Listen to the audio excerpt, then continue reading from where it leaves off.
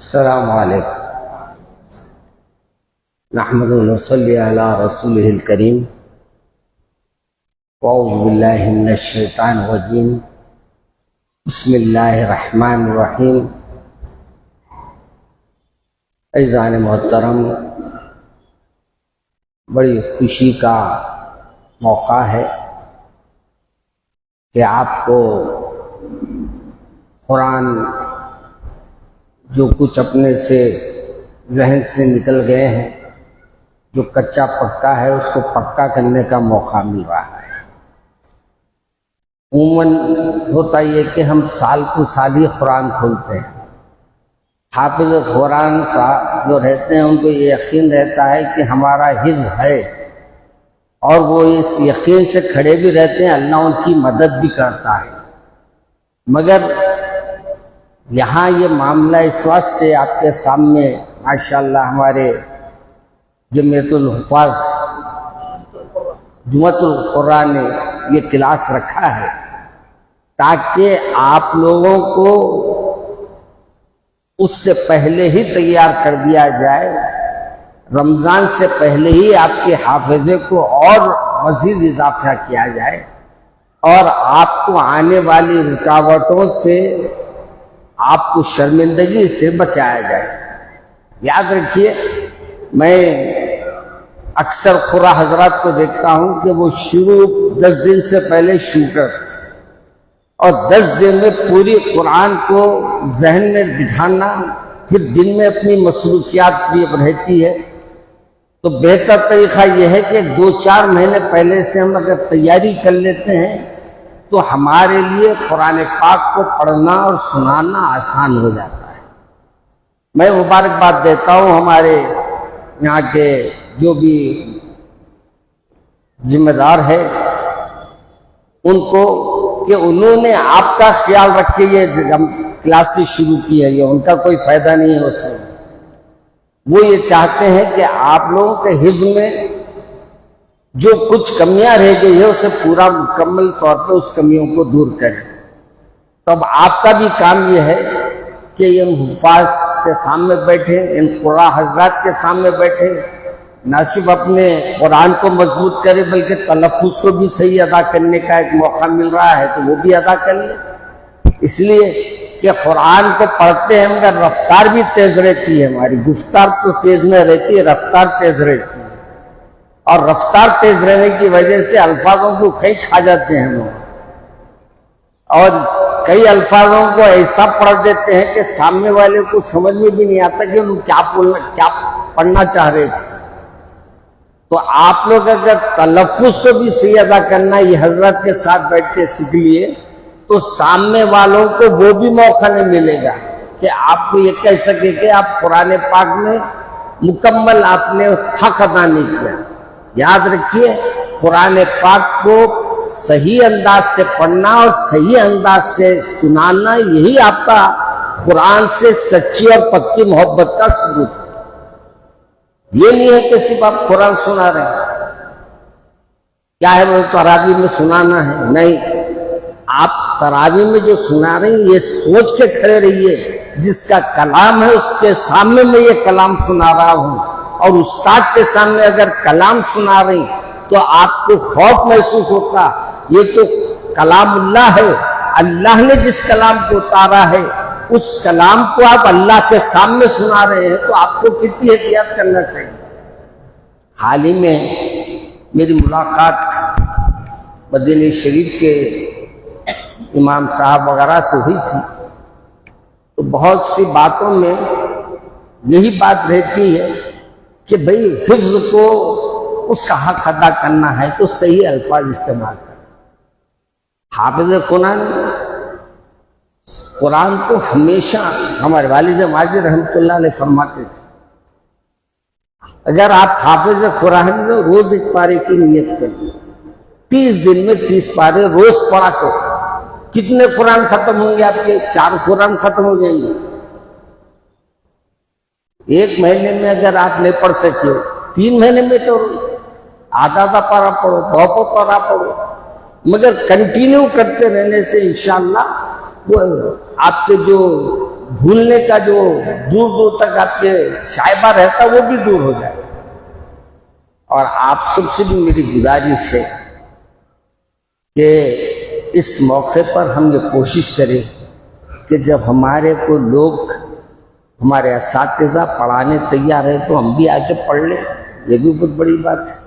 اپنے غلطیوں کو درست کر لیں. اپنے پاروں میں جو کچھ ہماری آگے پیچھے رفتار ہو گئی ہے اس کو بھی ہم درست کر لے سکتے ہیں. اور ہمارے ایک شاہد صاحب بول کے ایک ہے، انہوں نے ایک اچھی بات کہی تھی میرے کو، بنگلور کے غالباً جب میسور میں کہ ملاقات ہوئی تھی تو انہوں نے کہا کہ مولانا میں تیز رفتار میں اپنے موبائل پہ قرآن پاک کو سنتا ہوں اور اس کے ساتھ پڑھتا ہوں. یعنی اس میں رفتار بھی رہتی ہے، کہتے ہیں نا اوپر بھگائے تو بھاگتے رکائے تو رکتے جیسا ہے، وہ رفتار بھی تیز کرنے کی. تو بولے رمضان کی اسپیڈ کو دیکھتا ہوں میں تو وہ اسپیڈ کو تو نہیں جا سکتا میں، مگر ایک میڈیم اسپیڈ لے کے میں چلتا ہوں. اور وہ محنت میری اتنی کارآمد ہو گئی ہے کہ میں کتنی بھی تیز پڑھوں میرے الفاظ تلفظ سے ہی نکلتے، الفاظ مکمل نکلتے. اور میرے کو ایسا یقین ہے کہ میں نے حق ادا کر دیا. یہ اللہ کے کلام کو سنانا نہیں ہے آپ کو، بلکہ یہ موقع ہے آپ کو اللہ سے ہم کلام ہونے کا. اور آپ کے ساتھ ساتھ پیچھے جتنے صفوں میں کھڑے لوگ رہتے ہیں آپ پر اعتماد کرتے ہیں، اور آپ کی ایک غلطی وہ پوروں کی غلطیوں کو ملا کے آپ کو گناہ ہوگا. اس کا ایک غفلت کا گناہ آپ کو ہوگا. ایک غلطی اگر آپ کریں گے تو پورے جیسے سجدے سب پہ کرنا پڑیں گے. آپ اکیلے کر لیتے کیا ہوتے ہیں؟ غلطی ہو گئی تو نہ دوہرا دیے کچھ الفاظ کو تو میں سجدے سو کر لیتا ہوں، سب جنے ٹھہرو بولتے. پوروں کو سزا ملتی، آپ غلطی کرتے پورے سزا پاتے، سجدے سب سے کرنا پڑتا. تو وہ نوبتی کیوں لاتے؟ جہاں سہو ہو ہمارے سے اور جہاں غفلت ہو ہم سے. تو میں محترم ہمارے ذمہ داروں کو جمعیت القراء کی مبارکباد دیتا ہوں. اور مجھ سے جب کہا گیا تو میں نے حضرات سے یہی کہا کہ بھائی قرآن کو پڑھنے پڑھانے کی حد تک یہاں پرمیشن ہے، رکھنے کے پرمیشن اس بات سے نہیں ہے، موجودہ حالات ہمارے قابو میں نہیں ہیں. اور کچھ کم ظرف لوگ مسجدوں کو نشانہ بنا رہے ہیں اور یہ چاہتے ہیں کہ مسجدوں کو کسی عنوان پر کسی بھی بات پر ایک الزام لگا جائے اور یہاں کے ذمہ داروں کو پریشان کیا جائے. اس لیے کتاب کو پڑھانے، قرآن پاک کو پڑھانے کا پرمیشن ہم نے دیا ہے. آپ صبح میں بھی آ کے پڑھ سکتے ہیں، شام میں بھی آ کے پڑھ سکتے ہیں. رہا آپ کے بارے میں جیسا مولانا نے کہا، ہمارے قاری عبدالباری صاحب نے، کہ قیام کے لیے ماشاءاللہ بالکل بازو آپ کا گھر رکھے ہیں، ایک 10 بچوں کو وہاں رکھنے کا ارادہ ہے. مگر میں ہمارے قاری صاحب سے بات اور عرض کروں گا کہ وہ زیادہ ہو جانا لمبا. یہ بعض لوگ جو نوکری وغیرہ کے ہوتے ہیں یا تعلیم دوسری بھی حاصل کر رہے ہیں تو ان کو کوئی ایک وقت رکھے، دوسرے شام کا ایک بیچ رکھے، صبح کا ایک بیچ رکھے. یہ اس میں ہوگا کہ وہ لوگوں کو بھی اپنے کو کنٹینیو رکھنے میں آسانی ہوگی، کیونکہ صبح بھی پھر آنا، شام میں بھی پھر آنا آج کل کے دور میں نہیں ہے. ماشاءاللہ ہمارے لوگ شام میں تو آنے کے واسطے بہت کھانے میں مصروف رہتے تو آنے میں کیا رہیں گے. میں آئے جب سے دیکھو نا لوگ کھا رہے ہیں. کیا کھا رہے ہیں بھائی؟ لوگ خبروں پہ بیٹھ کے کھا رہے ہیں، چبوتروں میں بیٹھ کے کھا رہے ہیں، چمنوں میں بیٹھ کے کھا رہے ہیں. کہاں کھا رہے ہیں؟ بیت الخلا میں بیٹھ کے کھا رہے ہیں. ہاں میں بولا جی ماں کیا کر رہے ہیں؟ بولے مولانا وہ چنگم چبائے تک کچھ بھی نہیں ہوتا. اب خدا نہ خواستہ چنگم نہیں ملا تو کیا کریں گے آپ گاؤں میں؟ تو ایسی چیزیں ہمارے پاس ہو گئی ہیں. تو آپ لوگوں سے بھی میری گزارش ہے، دیکھو بیٹے حقیقت یہ ہے اللہ کے کلام سے جتنا آپ دل لگائیں گے نا، اللہ آپ کا اپنے اتنا قریب ہو جائے گا. اللہ کے لیے یہ وقت دو، اللہ اس کے بدلے بہت وقت دے گا آپ دنیا دینے کا. دنیا تو بہت آئیں گی، ہم اللہ پہ بھروسہ نہیں کرتے، ہمارے ذرا اعتدال میں تھوڑا ہلچل رہتی، ہوتا کہ نہیں کی، ہوتا کہ نہیں کی، اس وقت سے جھانکے ماں ہے، ہوتا اللہ ضرور آتا ہے وقت۔ تو انشاءاللہ میں آپ سے امید رکھتا ہوں کہ یہاں جو ہماری جماعتیں شروع ہو رہی اس میں ضرور شرکت کریں گے اور وقت کی پابندی کریں۔ ایک وقت آؤ مگر وقت پہ آؤ، بے وقت آ کے اپنا وقت ضائع مت کرو۔ تو صبح میں آپ شرگام لکھا رہے ہیں تو صبح میں پابندی سے آؤ، شام میں اگر آپ پابندی سے آنا چاہتے ہیں تو شام میں لکھا، اگر دونوں وقت آتے ہیں تو دونوں وقت آئے تو سبحان اللہ بہت اچھی بات ہے۔ تو یہ ہمارے ذمہ داروں سے بھی میں نے گزارش کر دی، کیونکہ مجھے بھی یہ بات کا فون آیا تھا کہ ایک وقت اگر مولانا رکھے تو اچھا رہتا۔ میں نے کہا میں بھی ریکویسٹ کر دوں گا، گزارش کر دوں گا کہ بھئی کوئی ایک وقت مقرر کر لے، جماعت تو دن کام چلے گی مگر کوئی آنے والے صبح ہے، شام میں آنے والے شام ہے، اور جو دونوں وقت رہ سکتے ہیں وہ برابر اس میں وقت دیں۔ آئیے میں اللہ سے دعا کرتا ہوں کہ اللہ ہماری اس محفل کو قبول فرمائے، اور یہاں جو کام کا ہم نے آغاز کیا ہے اس سے لوگوں کو زیادہ سے زیادہ فائدہ اٹھانے کی توفیق عطا فرمائے، اور ہمارے اس محفل کو اپنے کرم سے اپنے فرض سے قبول فرمائے، اور جو ہمارے جمعیت القراء کی طرف سے جو ماشاءاللہ یہ انتظام کیا گیا ہے، اللہ ان کے ذمہ داروں کو بھی اللہ اپنے فضل اور کرم سے خوب نواز دیجئے، دین سے بھی نواز دیجئے، دنیا سے بھی ان کو نواز دیجئے۔ اللہ جو حفاظ کرام یہاں اپنے قرآن